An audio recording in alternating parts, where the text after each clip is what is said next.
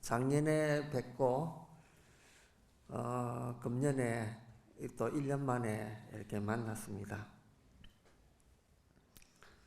제가 화엄살림 할 때마다 드리는 말씀이지만은 나라가 어려울 때마다 우리 한국은 아주 신라 때부터 어려움에 직면할 때마다 화엄살림 법회를 통해서 국난을 극복했던 역사가 있습니다. 그래서 해마다 어렵지 않은 때가 없었는 것 같은데 금년에는 특별히 더 이렇게 어려운 시기가 지나가고 있는 것 같습니다. 이럴 때에 우리 통도사에서 열리는 이 화엄살림 이 법문 법회는 정말로 그 뜻이 깊다고 이야기하지 않을 수가 없습니다. 오늘 이제 제가 할 법문은 우선 이 구품, 이 9번째 광명각품이라고 하는 이제 품입니다.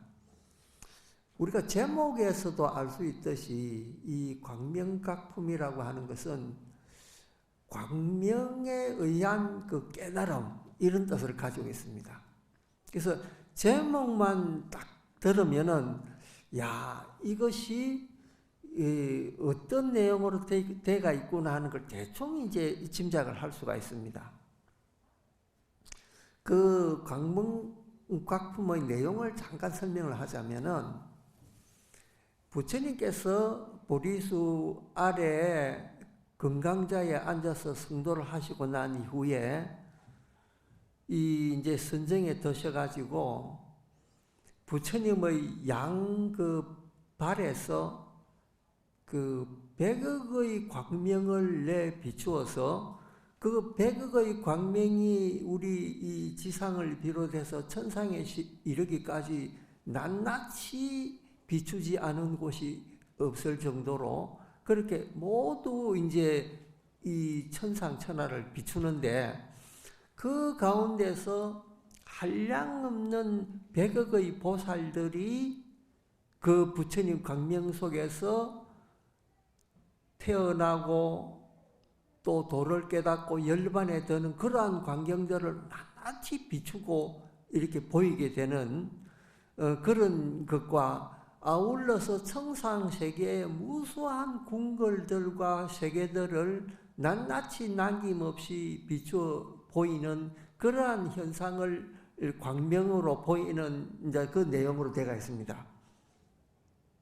그 가운데에서 문수보살은 그 광명을 빛을 받아서 이 중생들이 태어나고 어떤 연기와 어떤 공덕과 어떤 인연으로 이 세상에 태어나고 죽는가를 갖다가 또 낱낱이 관찰하고 중생의 모든 세계를 갖다가 광명 속에서 느끼고 아는 그 지혜를 얻는 것이 그 골자로 되어 있습니다. 이렇게 딱 하면은 이 광명각품이 이런 내용이구나 이제 이렇게 알게 되겠죠. 그러니까 본문을 우리가 읽지 않아도 그 내용 이 축약만 가지고서도 부처님의 공덕이 얼마나 대단한가라는 것을 설명하고 이해할 수가 있습니다. 자, 그러면은 이 광명이라는 게 대체 뭔가? 우리는 태양이 없으면은 살아갈 수가 없습니다. 태양이 있기 때문에 모든 생명들이 존재를 하고 또 그 빛으로 말미암아서 세상을 살아나갈 수가 있습니다. 그 빛이야말로 우리한테 모든 것이라고 이야기할 수가 있습니다. 그 서양의 철학자 중에 플라톤이라고 하는 철학자가 있죠.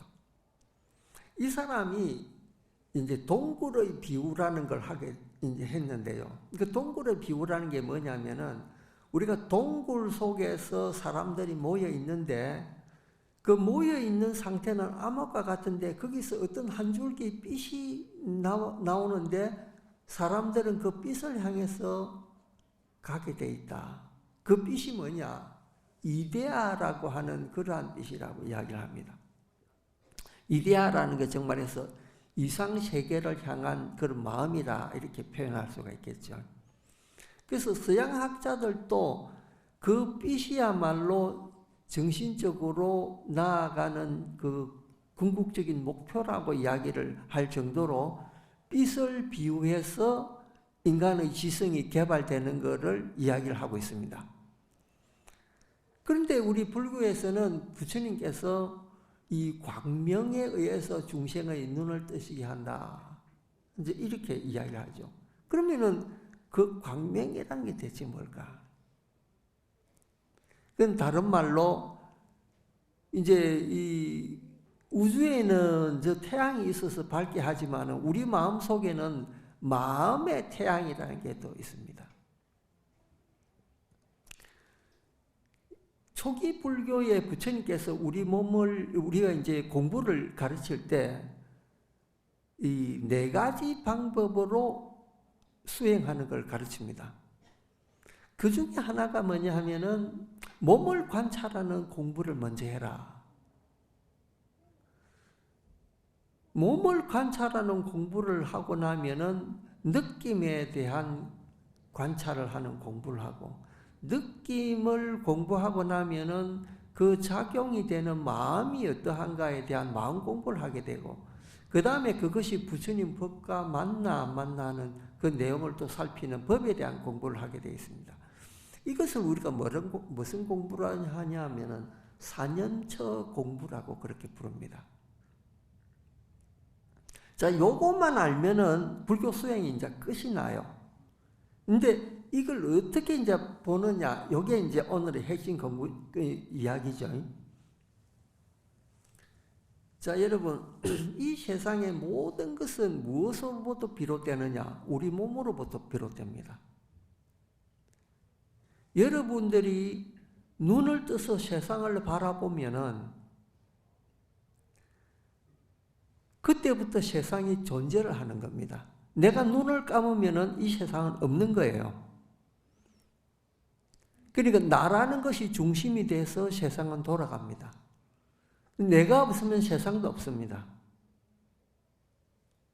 다른 사람이 가지고 있는 세상은 그건 다른 사람 거고 내한테 세상이 있어야 그게 세상이거든.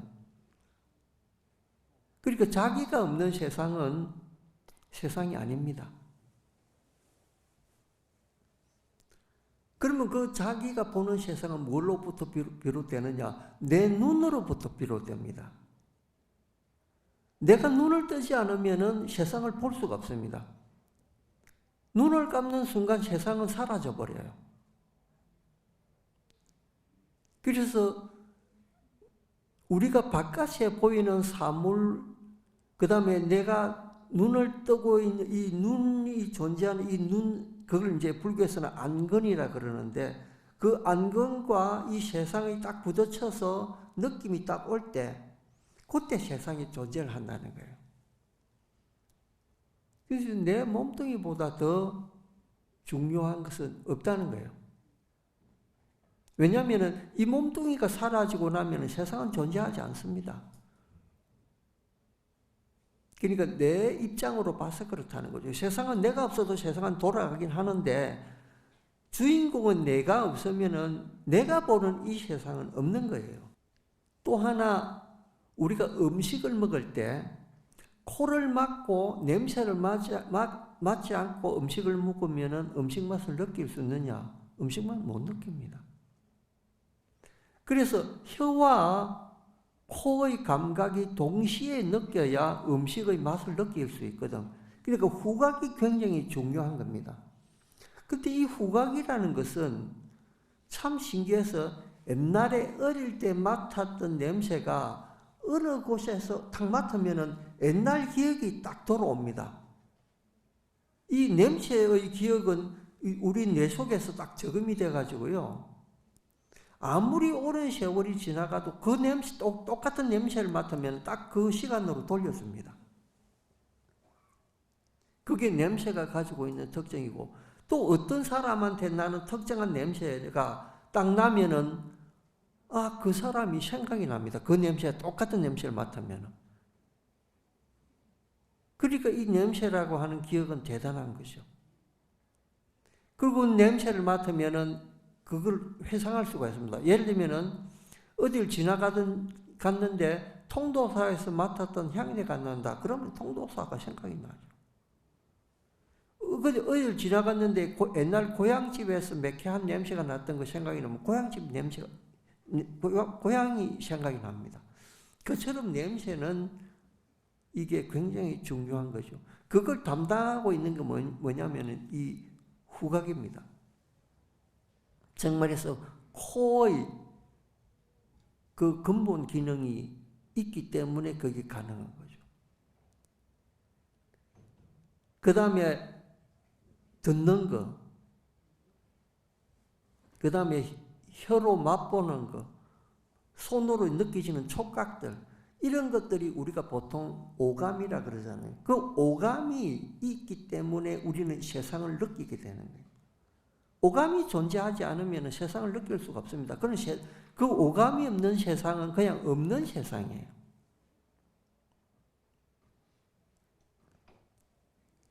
그런데 이게 뭐냐? 우리가 오감이 느끼는 순간 세상이 광명으로 가득한 거예요. 그걸 자각하는 순간 세상은 존재하고 그건 내한테 빛과 같습니다.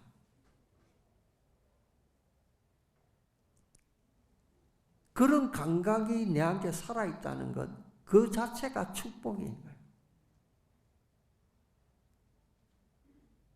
근데 그걸 우리는 너무나 익숙하기 때문에 평상시에는 잊고 지냅니다. 이렇게 소중한 것을 그냥 잊고 지냅니다. 어느 시인이 그런 이야기 했지 않습니까? 자세히 보아야 아름답다. 그렇습니다.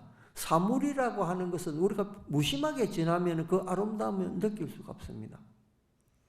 그럴 때 자세히 보고 자세히 관찰하면 그것에 대한 아름다움이 있습니다.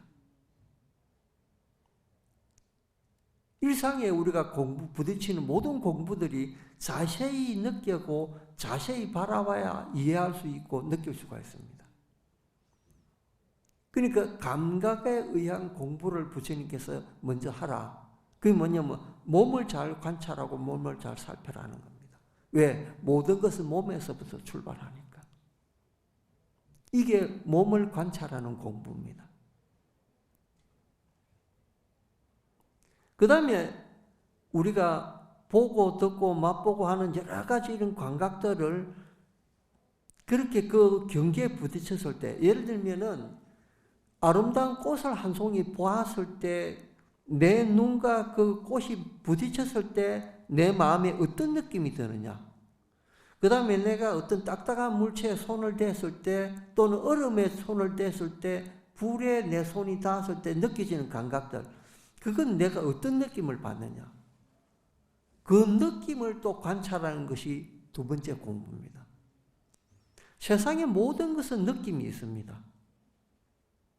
소리도 느낌 있고 눈에 보이는 것도 느낌 있고 코에 냄새 맡는 것도 느낌 있고 다 느낌이 있습니다.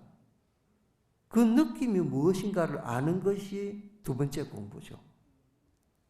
그 다음에 세 번째 공부가 뭐냐? 세 번째 공부는 그 느낌으로 내 마음이 어떤 변화가 일어나는가. 그게 마음 공부입니다.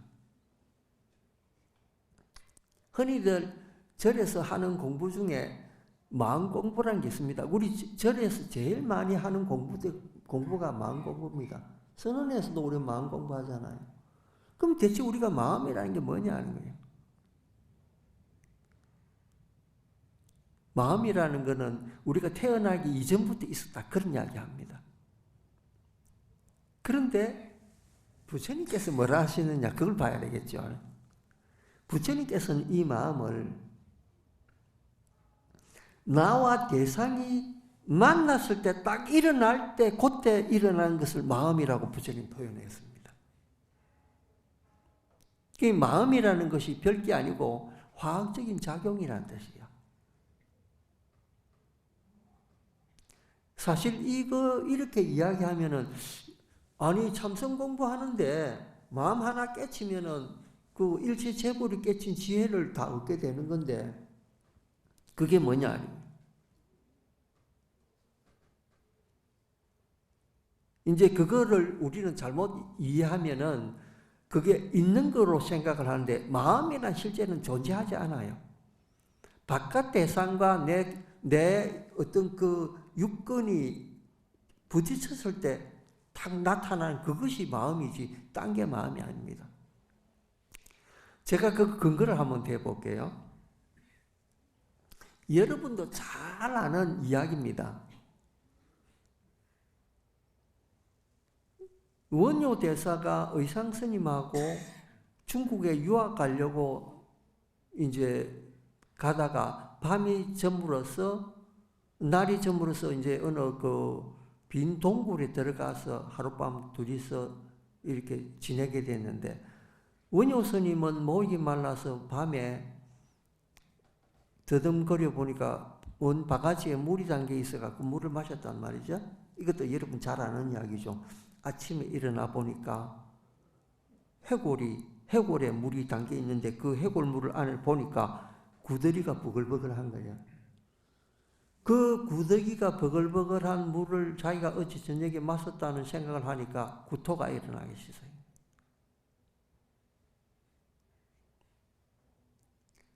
그때 원효 스님이 뭘 깨달았었냐? 내가 이것이 그냥 물이라는 생각을 하고 먹었을 때는 그렇게 시원하게 짝이 없더만은 내 눈으로 거기 구더기가 버글버글한 해골이라는 걸 보고 나니까 구토가 일어났다는 거예요.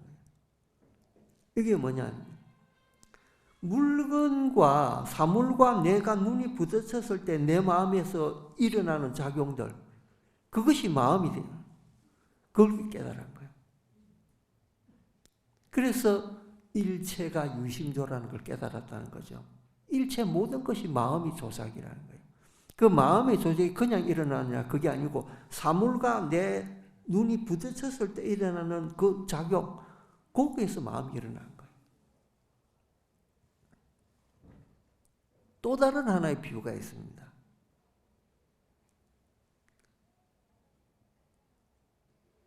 이제 육조 스님 스승이 오조 홍인 스님인데 홍인 스님이 자기의 후계자 자리를 물려주려고 이제 그 당신 아래에 있는 모든 스님들한테 이야기를 합니다.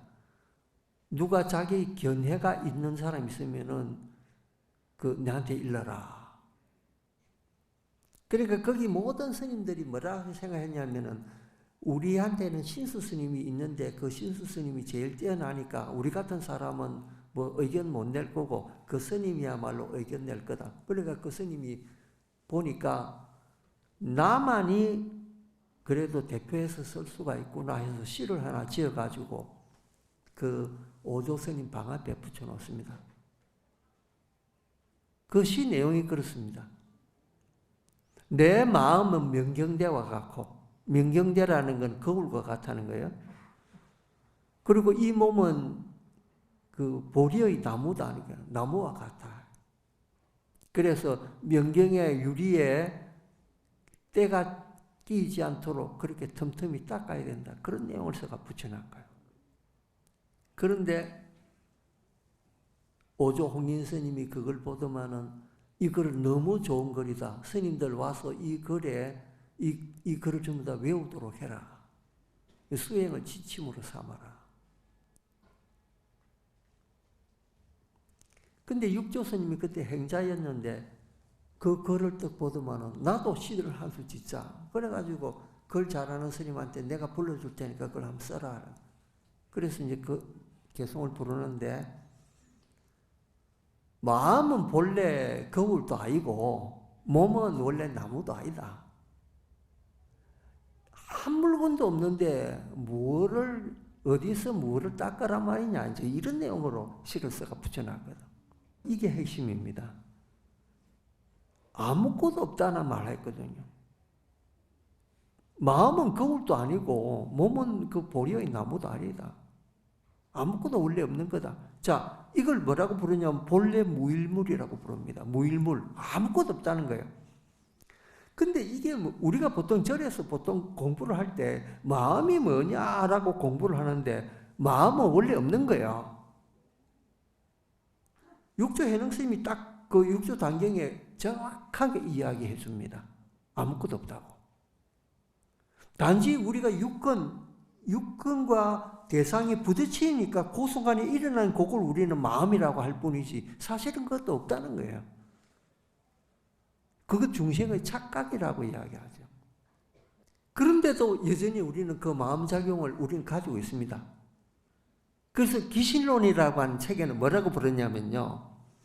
한 마음에서, 이 마음 하나에서 생각 하나가 이쪽으로 하면은 지혜의 문이 열리고 이쪽으로 하면은 생멸문, 정말에서 죽고 나고 죽고 하는 그 문이 열린다. 생각은 하나인데 그 생각에서 여러 갈래가 나오기 때문에 그게 번뇌망상이 된다는 이야기야. 생각 하나 잘하는 데서 그건 하나는 진리가 되고 하나는 생사의 관련길이 된다 이 말이에요. 그러니까 마음가짐이라는 게 아주 신묘하다는 거예요. 비록 우리가 대상과 내 자신이 부딪히는 경계이긴 하지만 거기에서 한 생각 잘못 딱 되면은 생사가 갈리고 한쪽은 그 진리로 가게 되고 이런 차이가 난다는 거예요. 그러니까 하나라도 삐끗하면은 잘못된다는 이 말이에요. 근데 우리 마음 속에는 본래부터 광명이 가득하기 때문에 눈으로 좋은 것만 늘 볼 생각을 하잖아요. 예를 들면 이런 사람 있잖아요. 말을 하나 듣든지 간에 그거를 긍정적으로 듣는 사람이 있습니다. 어떤 생각이 있는지 긍정적으로 하는 사람이 있습니다. 근데 또 어떤 사람은 어떤 사물을 봐도 부정적으로 보는 사람이 있습니다. 똑같은 거를 보는데도 생각이 달라요. 예를 들면 이런 거죠. 시간이라는 게 우리한테 있는데 나이가 이제 60, 70이 된 분들이 시간을 생각할 때 야, 내가 벌써 이렇게 많은 시간을 지내고 내가 나이가 이렇게 들었구나. 그렇게 생각하는 사람이 있고 그래도 아주 죽을 날까지 많이 시간이 남아있어. 이렇게 생각하는 사람이 있습니다. 똑같은 시간이 주어졌는데 그 시간에 대한 개념, 생각이 다른 거예요. 그럼 어떤 사람이 밝은 사람이냐? 야, 그래도 얼마 안 남았지만 내 시간 아직까지 남아있어. 이렇게 생각하는 사람이 더 밝은 사람이에요. 내가 죽을 날 얼마 남았다. 이렇게 말하는 사람보다 얼마나 긍정적이냐는 거죠. 똑같은 사물을 두고 똑같은 시간을 두고도 서로 생각하는 게 다른 거예요. 우리 마음은 그렇습니다. 생각 하나 잘못함에 따라서 생멸로 가는 그런 생각을 가질 수도 있고 하나는 진여로 가는 그런 생각을 가질 수도 있고 이 마음 하나가 그렇게 차이가 나는 거죠. 그래서 마음 공부를 하는 거라는 거죠. 본래 마음이라는 게 없는 것인데 중생들이 그 부딪히는 순간 그 작용이 일어나기 때문에 그 작용을 어떻게 잘 잡아서 조절하느냐가 이게 공부거든요. 그래서 마음을 찾는다라는 게 딴 게 아니고 우리가 그 일어나는 마음 순간순간을 잘 포착해가지고 그걸 좋은 방향으로 끌어가는 거지. 그게 공부라는 거죠. 그거를 남방불교에서 뭐라고 부르냐? 윗바사나라고 부릅니다. 한순간순간 이렇게 챙기는 거. 그게 윗바사나예요. 근데 그 윗바사나 생각이 깊어지면은 이제 그거를 그 사마타라고 부르고. 이게 답이 딱 나오는 거죠. 불교에서 말하는 선정이라는 게 내가 그런 이야기라는 거예요. 그런 마음을 쓰게 된다면은 문자 그대로 광명각, 지금 이야기하고 있는 이 광명각품의 광명, 이거를 깨닫는 그런 지혜를 얻게 된다. 이런 말이죠. 이게 구품의 내용입니다.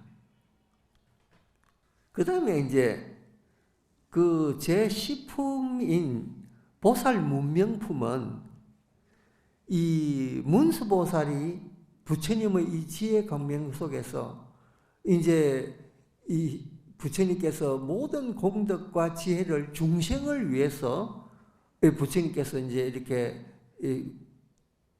이 중생들 교화하는 방법을 쓰시는 건데, 수많은 보살들이 그래도 부처님의 이 지혜와 자비에 의심을 가지는 게 있습니다. 그 의심 가지는 데 대해서 확실한 그 믿음을 내는 내용을 9명의 보살께 묻고 그 보살들이 대답하는 내용으로 되어 있는 게 이게 보살 무명품입니다. 그래서 문수보살까지 합해서 10명의 보살이 나옵니다. 거기는. 그런데 이 보살들이 십신의 보살이라고 해서 이제 그 보살 지위까지는 안 오고 거의 범부의 그 수준에 있는 그런 이제 분들이죠.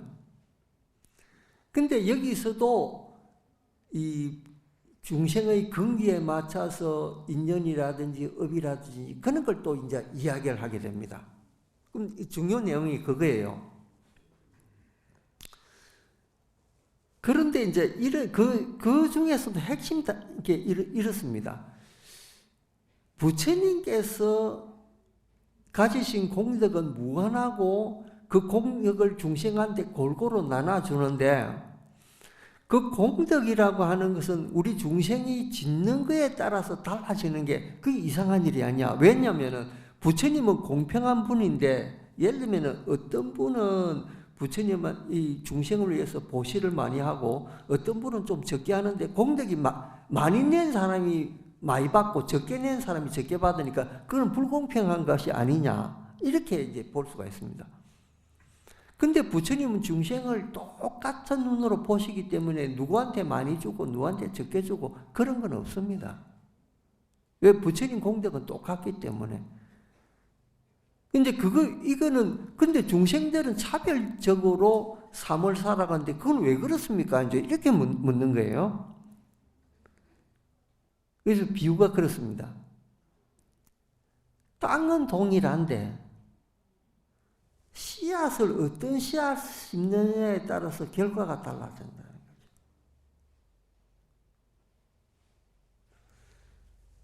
거죠. 대만에 여러분들 가보면은 특히 이제 그 수륙제 같은 데 가보면요. 우리는 수륙제를 많이 안 하지만 대만에서는 수륙제를 많이 합니다. 근데 이제 우리는 그 대신 화엄살림 같은 걸 많이 하죠. 화엄살림 같은 거 할 때 우리가 설판 제사를 받지 않습니까? 설판을 받지 않습니까? 근데 대만에는 사람들이 보시를 많이 해요. 예를 들면은 한 번 설판하는데 10억을 내는 분이 있고 5억을 내는 분이 있고 1억을 내는 분이 있고 이렇습니다. 그런데 우리 한국 불교에서는 그분이 10억을 냈든지 50만 원을 냈든지 10만 원을 냈든지 좀 많이 낸 분은 앞쪽으로 좀 앉게는 하죠. 근데 거의 동일하게 이렇게 앉지 않습니까? 그러니까 저분이 돈을 많이 냈다는 거는 그 절의 본사 스님들은 알죠. 근데 신도님들은 잘 몰라요. 근데 대만은 어떠냐면요, 돈을 많이 내면은 가슴에 큰 꽃을 달아줍니다. 그리고 자리도 아주 특별하게 해주고 그렇게 차별 대우를 해요. 그런데 그게 옳은 일인가 이렇게 생각하면 그렇게 옳은 일 같지는 않는데 그렇게 대만에는 그렇게 차별을 대우를 해주고 있습니다. 근데 우리는 이제 보통 절에서 그러죠. 복권 심은 대로 가게 돼 있는데 그 공덕 심은 데에 따라서 공덕이 크고 작고 이 차이가 난다 이렇게 이야기하죠. 근데 부처님한테 내가 빈자 1등이라고 작게 보시를 해도 공덕이 크게 올 수 있고 크게 이렇게 보시를 했는데 내가 보시했다는 생각을 가지면 그건 복이 좀 줄어진다는 그런 이야기 하잖아요. 부처님 복받은 똑같은데 왜 차별되고 있느냐? 여기에 대한 대답이 그거예요. 우리가 심는 씨앗이 다르기 때문에 땅은 똑같지만은 그 씨앗의 종류에 따라서 다르게 피어나는 그거와 같이 우리가 공덕 짓는 것도 과보가 다르다는 거예요. 그렇기 때문에 보시를 할 때나 뭘 할 때 좋은 마음을 가지는 것은 굉장히 중요합니다. 이것이 뭐냐면요, 자기 개인적으로는 개인업이 될 수 있습니다. 예를 들면 내가 금생에도 좋은 마음 가지면 어떤 불행을 닥쳐도 긍정적인 마음으로 살아갈 수 있고 이겨낼 수 있습니다. 그런데 내 마음이 좀 삐딱하면요, 금생도 불행하지만 미래세에도 불행합니다. 근데 이게 작용이 얼마나 오묘하냐면은, 대한민국에 우리가 태어났지 않습니까? 대한민국 사는 사람 성향이 비슷합니다. 그걸 왜 그러냐면요, 공업이기 때문에 그렇습니다. 업이 비슷하기 때문에 대한민국의 땅에 태어납니다. 근데 미국 땅에 우리가 태어났다. 미국 땅에 태어난 사람은 또 우리하고 성향이 완전히 다릅니다.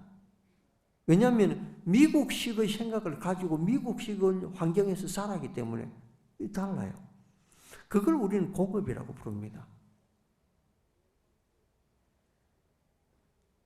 그러니까 유럽 사람 생각하고 우리 생각으로 완전히 다릅니다. 우리 가까운 일본만 하더라도 일본 사람들이 사는 생활 습성이나 이 사고방식이 한국하고 전혀 다릅니다. 그거 왜 그렇습니까? 업이 비슷하기 때문에 그런 거거든요. 그래서 마음 개발이라는 게 뭐냐면 업을 바꾸는 데 있다는 거예요. 우리가 절에 오면서 마음 공부한다, 절에 와서 뭐 부처님한테 공양 올린다, 뭐 한다 하면서 내 마음 바꿀 생각을 안 하면은요, 절에 다니는 소용이 없는 겁니다.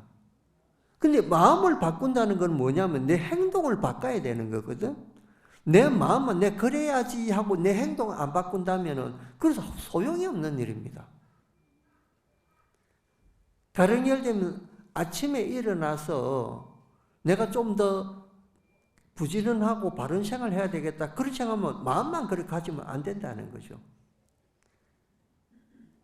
근대에 아주 유명한 그 화가가 있었는데 그 화가 이름이 장욱진이라고 하는 화가입니다. 아주 유명한 화가입니다.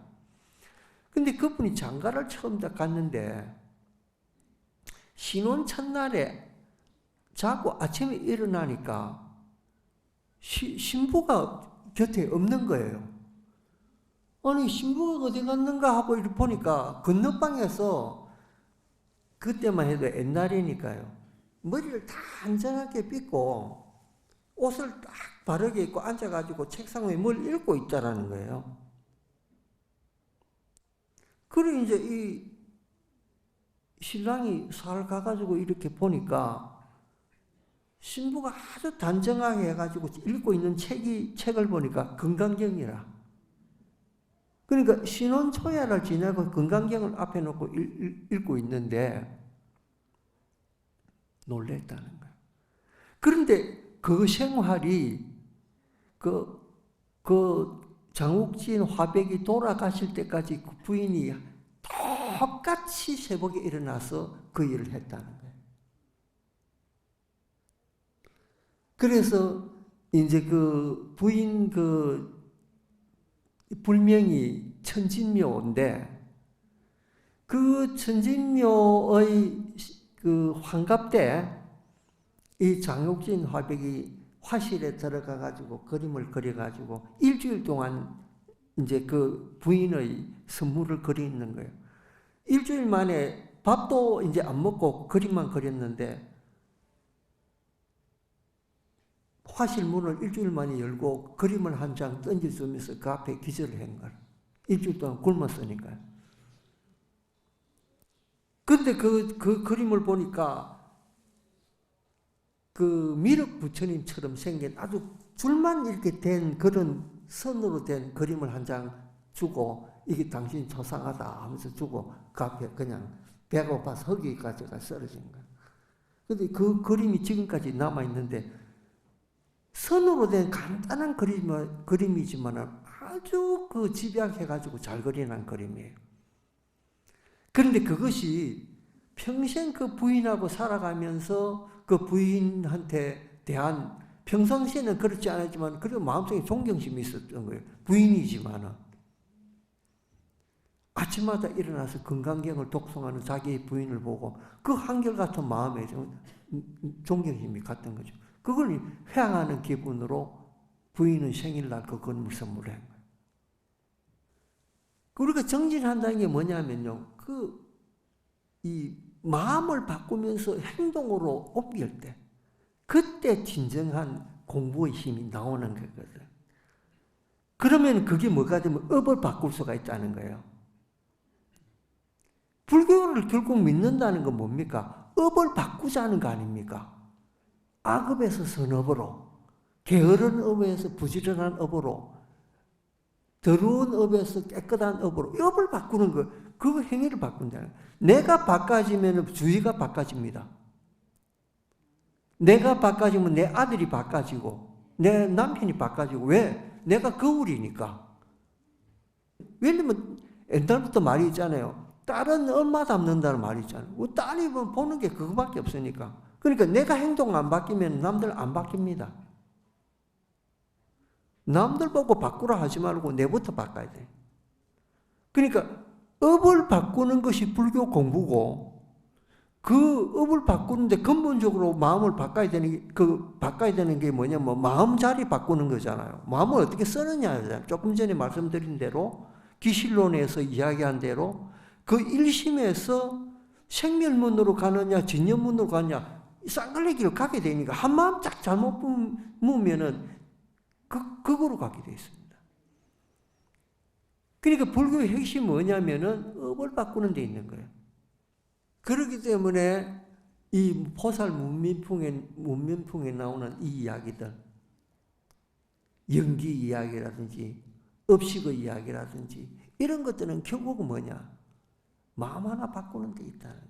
그러나 그 마음이 실체가 없기 때문에 항상 순간순간 일어나는 그거를 잘 관찰해야 된다.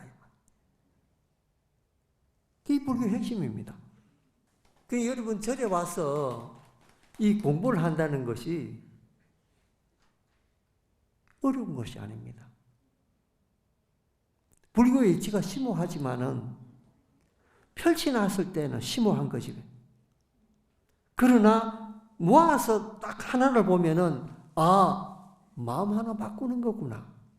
그 마음을 행동으로 어떻게 잘 옮겨서 업을 바꾸는 거구나. 이겁니다. 부처님이 도를 성도하셔가지고 인멸하실 때까지 중생들한테 가르치신 것이 바로 이거거든요. 그러니까 스님들이 개, 정해, 사막을 닦는다 할 때 개를 닦는 거는 뭐냐면은 내 몸 관찰하는 그것부터 시작하잖아요. 내 몸의 행동을 잘 하는 것이 그게 개거든. 몸을 잘 닦아 나가면 마음도 다스려집니다. 그러니까 몸과 마음은 서로 유기적인 관계이기 때문에 몸을 잘 다스리면 마음도 잘 다스려지고, 마음을 잘 다스리면 몸도 잘 다스려지게 되고, 이 서로 이렇게 유기적인 관계라. 그게 개입니다. 그렇게 잘 단속하는 게 개가 되고, 그 개가 쭉 이어지면 정이 되고, 그 정이 쭉 이어지면 그게 지혜로 발전하는 거다. 그래서 개, 정해, 사막은 뗄래야 뗄 수가 없는 그런 단단한 한 묶음과 같은 거예요. 여러분 핵심은 바로 오늘 이 법문은 화엄경의 모든 핵심이 또 이 법문 안에 다 담겨 있습니다. 그래서 오늘 이 법문이 비록 1시간 정도의 짧은 이야기지만은 화엄경이 이런 내용을 다 담겨 있구나 이렇게 생각해서 집에서도 업 바꾸는데 정진하시기 바랍니다. 감사합니다.